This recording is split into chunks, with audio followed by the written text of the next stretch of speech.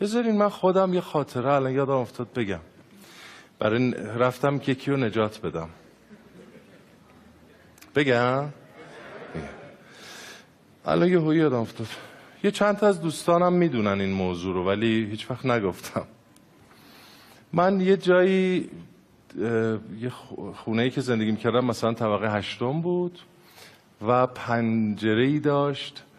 این موضوع مال زمان قهوه تلخه. 4-5 سال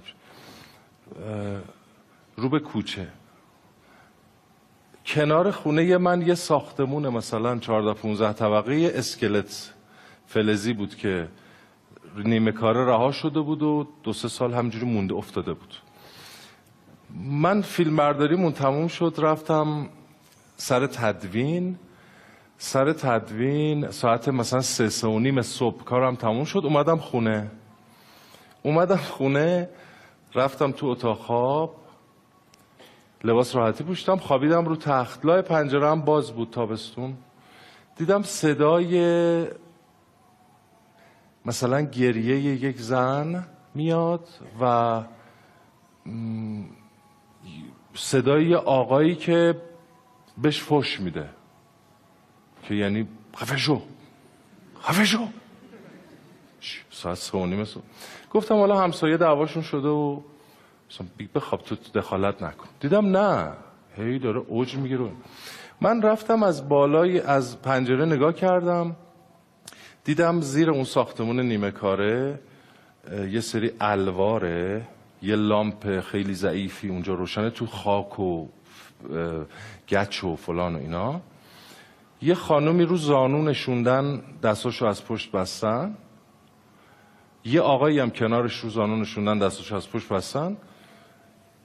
5 تا 6 تا مرد درشت که یکیشون انگار رئیس بود دور این میچرخید و فحش میداد. موهای فرفری هم داشت. دور اینا بودن 2 نفر. من زنگ زدم 110. گفتم آقا ببخشید من فلانی هم اینجا آدم ربایی شده به نظرم، اون چیزی که من دارم از بالا میبینم.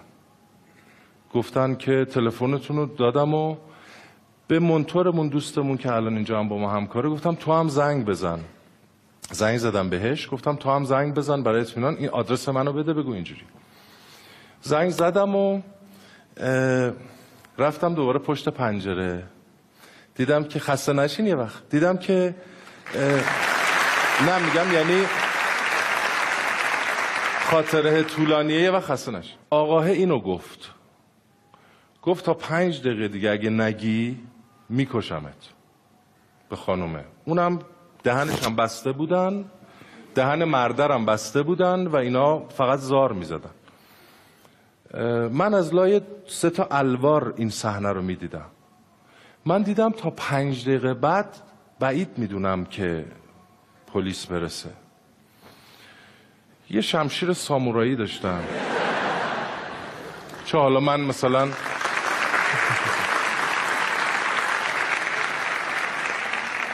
چون من حالا رزمی کار کردم سالها و دوره اینم دیدم و اینا، یه مچبند بستم و کتونی پام کردم و گرم کن پوشیدم و 2 تا مچبند، شمشیر سامورایی و غلاف و گذاشتم رو تخت و رفتم پایین. رفتم تو کوچه، رفتم از این درای فلزی تو ساختمون نیمه کاره اینو آروم باز کردم.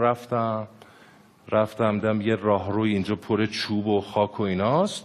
یه آقایی اون ته اینجوری وایساده رو به اونا، نیم رخ به من، انگار مواظب کسی نیاد. اونا هم اونجا هم دارن میچرخ. همینجوری که داشتم میرفتم تق پام خورد به یه چیزی. این آقایی که اینجا بود برگشت منو دید، آروم اومد سمت من نگاه کردم پایین، دیدم ریل دوربینه.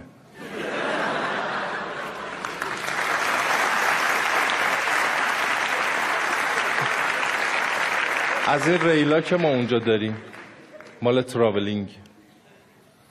دیدم چراغ و سپایه و ناسو.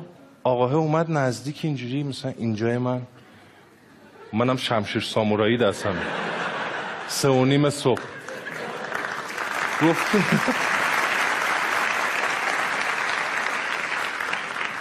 گفت آقا مدیری؟ گفتم جانم. گفت بچه آقا مدیریه. دوید و منو کشوند و برد تو. من دیدم دور تا دور منشی صحنه، صدا بردار، فیلم بردار، گروه تدارکا فلان وایستادن. اینا دارن تمرین میکنن این وسط. از این تلفیلم ها بود. بعد منم عرق سرد، منو نشوندن یه گوشه و گفت آقای مدیری شمشیر سامورایی 3:30 صبح اصلا اینجا چیکار میکنی؟ گفتم ببین اون پنجره رو نگاه کن، خونه منه. من صحنه که از اون بالا دیدم این بود. اومدم که بیام تو بزنم، یعنی چون زنگم. گفتم یه طوری میشه دیگه، میرم بینشون رو میزنم. خلاص تهیه کننده و کارگردانشون یه آقای جوانی بود، من نمیشناختم. گفت آقا خیلی کار خوبی کردیم، ببخشید ما این مزاحم شدیم، شرمنده. گفتم ببخشید من فقط من زنگ زدم 110 اکیپ آدم ربایی داره میاد. ما دیدیم کوچه شد عین جهنم، یعنی از این ونا همینجوری اومدن و ریختن پایین، دور ساختمون رو گرفتن. از این نیرو ویژه‌های اینجوری با نورای قرمز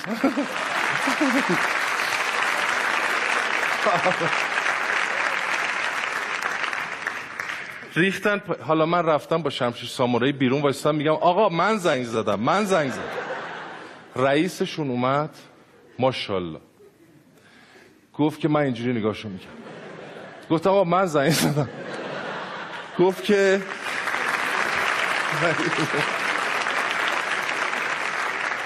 رئیسشون گفت برای چی زنگ زدی داشتم؟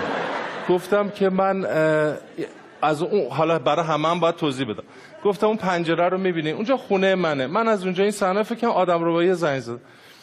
ببینید محل نابود شد، تمام همسایه ها با پیژامه تا اینجا اومده بودن بیرون.